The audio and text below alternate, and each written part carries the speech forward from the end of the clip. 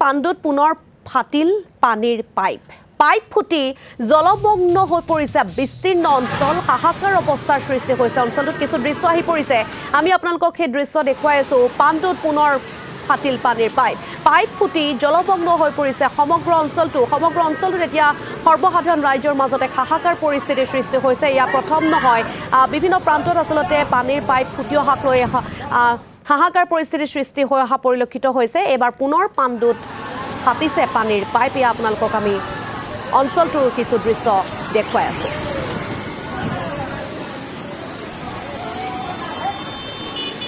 আমি আপোনালোকক দৃশ্য দেখুৱাইছো পাইপ ফুটি জলমগ্ন হৈ পৰিছে সমগ্ৰ অঞ্চলটো এতিয়া হাহাকাৰ অৱস্থাৰ সৃষ্টি হৈছে সেই অঞ্চলটোত এয়াই প্ৰথম নহয় গুৱাহাটী মহানগৰীৰ বিভিন্ন প্ৰান্তত দেখিবলৈ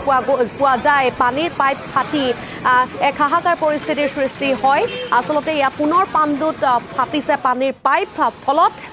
জলমগ্ন হৈ পৰিছে সম্পূৰ্ণ অঞ্চলটো আমি অঞ্চলটোৰ আপোনালোকক পৰিৱেশ দেখুৱাইছো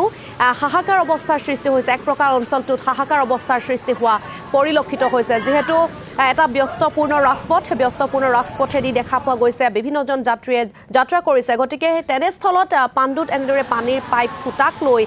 হাহাকাৰ পৰিস্থিতিৰ সৃষ্টি হৈছে যাত্ৰী তথা পথচাৰীসকলৰ মাজত আৰু অধিক তথ্য জানিবৰ বাবে আমাৰ সাংবাদিক তন্ময় দেৰ সৈতে ফোনযোগে সংযুক্ত হ'বলৈ বিচাৰিছো তন্ময় দে ঘটনাৰ বিৱৰণ আপোনাৰ পৰা জানিব বিচাৰিছো সব কিছু সময় পূৰ্বে পাণ্ডু কেবিনৰ সমীপতেই হঠাতে গেমনৰ পাইপ যি পানীৰ পাইপ আছিলে সেই পানীৰ পাইপ ফুটি যায় আৰু তাৰ পিছত এই সমগ্ৰ অঞ্চলটোত পানীৰে ভৰি পৰে আৰু ইতিমধ্যেই এই অঞ্চলটোৰ যি পাণ্ডু যিটো কেবিনৰ পথ সেই পথটি ইতিমধ্যে যাতায়াত বন্ধ হৈ গৈছে কাৰণ যি দৃশ্য আছিলে ভয়ংকৰ দৃশ্য আছিলে হঠাতে যি গেমনৰ পানীৰ পাইপ আছিলে ফুটিছিলে আৰু কি